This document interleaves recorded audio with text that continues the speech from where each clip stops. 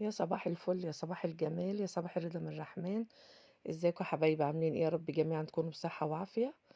ونقول مع بعض: اللهم صل وسلم وبارك على سيدنا وحبيبنا وشفاعنا ونبينا سيدنا محمد صلى الله عليه وسلم. صلوا على الحبيب قلبك يطيب، حسناتك تزيد. عايزة اقول لكم بس ان يا رب يا رب كده دايما كلكم كده تكونوا في احسن حال واحسن صحة.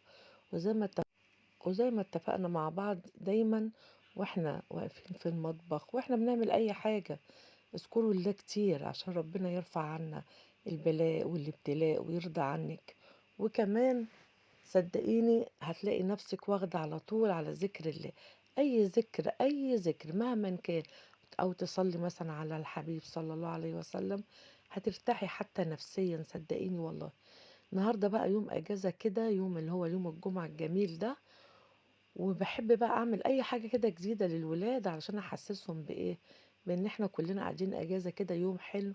وأحلى يوم طبعا هو يوم الجمعة. سيدنا آدم فيه اتخلق. وكمان لما نزل الأرض كان يوم الجمعة. هنا بقى جبنا ايه، جبنا بطاطسيتين كده زي ما انتوا شايفين، غسلتهم طبعا وقطعتهم قطع صغيرة خالص. أكلة حلوة أوي وسهلة، وممكن تنفع فطار وممكن كمان تنفع غدا، تنفع عشاء. صدقيني أكلة حلوة أوي أوي أوي، وسهلة وما فيهاش أي بقى تكلفة، ولا فيها مصاريف ولا أي حاجة. بطاطسيتين كده من عندك بتجيبيهم وتقطعيهم قطع صغيرة خالص.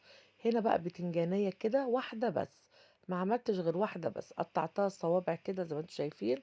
وبرضو كذلك قطع صغيرة خالص. عايزة اقولك اكلة اقتصادية وطعمها حلو قوي وهتعجبك، وكمان هتعجب الولاد. يعني ممكن تعمليها كده على غدا مع اي حاجة، ان شاء الله مع شوية مكرونة متحمرين. زي ما انتوا شايفين الوقت بتاعنا ده، او الوقت اللي احنا فيه ده بقى صعب جدا، ولازم كلنا يا جماعة نقتصد وفي نفس الوقت نفكر ونبتكر في أكلات إيه حلوة، أكلات سهلة، أكلات تريح ولادنا وتريحنا إحنا أصلا، وكمان تفرحهم ويحسوا إن هم بياكلوا حاجة جديدة بس طعمها جميل.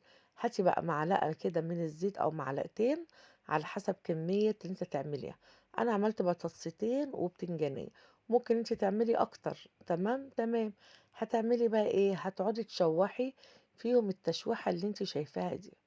وبعد ما تشوحيها عدي النار عليها وغطي عليها غطا بأي غطا. بصي، لما غطيت عليها طبعا كشت خالص البتنجان والبطاطس.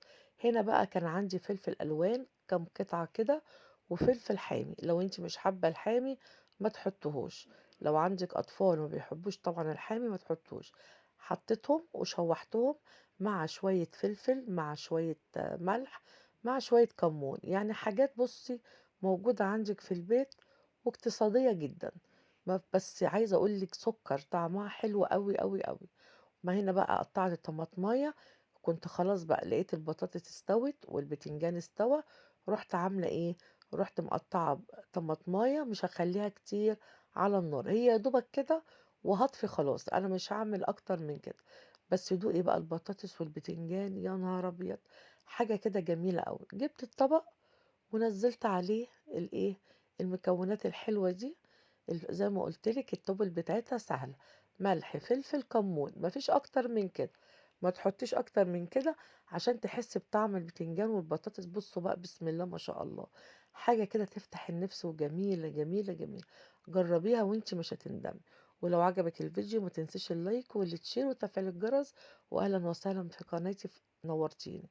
واختما نقول: اللهم صل وسلم وبارك على سيدنا وحبيبنا وشفاعنا ونبينا سيدنا محمد صلى الله عليه وسلم. وبحبكم في الله ونورتوني في قناتي. أهلا وسهلا بكم.